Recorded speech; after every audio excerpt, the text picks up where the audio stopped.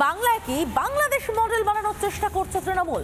বিভিন্ন জায়গায় বিরোধিতা করলে, অর্থাৎ শাসক দলের বিরোধিতা করলেই মারধর, আগুন ধরানো, রীতিমতো হামলা, হুমকি সমস্তটুকু চলছে।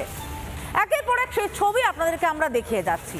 ওন্দা দেখিয়েছি, আনন্দপুর দেখিয়েছি, এবং এবারে একেবারে তৃণমূল বিধায়কদের পরিবার, তাদের ওপর হামলা শুধু না, জ্যান্ত পুড়িয়ে মারার হুমকি পর্যন্ত দেওয়া হলো। আতঙ্কে বিজেপি বিধায়কদের পরিবার।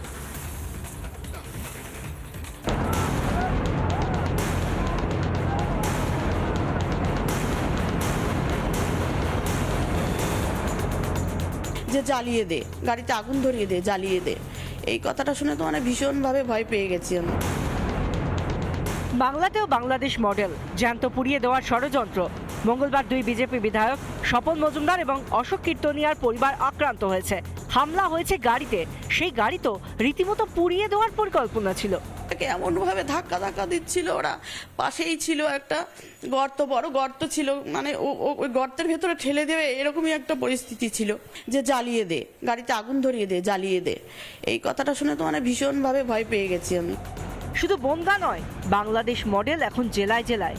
বাংলাদেশে হিন্দুদের ওপর টানা অত্যাচার হচ্ছে, জ্বালিয়ে দেওয়া হচ্ছে, পুড়িয়ে দেওয়া হচ্ছে। একইভাবে পশ্চিমবঙ্গেও রাজনৈতিকভাবে বিরোধীদের পুড়িয়ে দেওয়ার প্রবণতা শুরু হয়েছে। ওন্দা থেকে আনন্দপুর, সর্বত্র ছবিটা একই রকমের। ওন্দার তাপস বারিককে মনে আছে নিশ্চয়ই?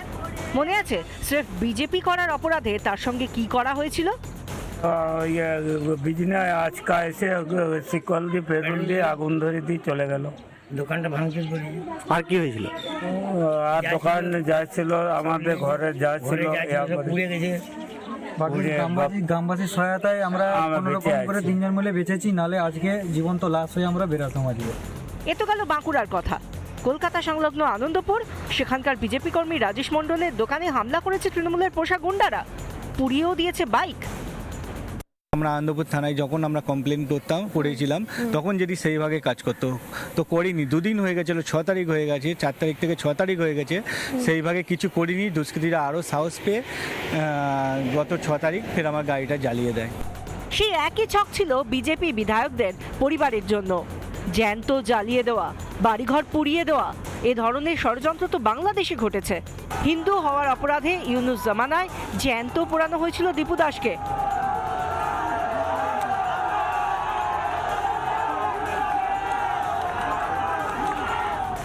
তৃণমূল জামানায় বাংলাদেশ মডেল নিয়ে তোপ দেখেছেন বিরোধী দলনেতা শুভেন্দু অধিকারী।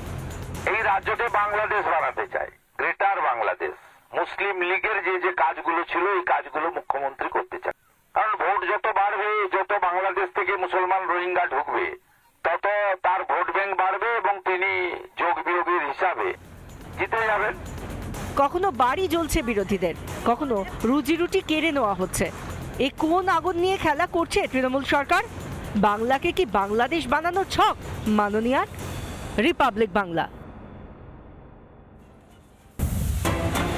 নানা ধরনের কন্টেন্ট দেখার জন্য লাইক করুন, শেয়ার করুন আমাদের ফেসবুক পেজ, সাবস্ক্রাইব করুন আমাদের ইউটিউব চ্যানেল।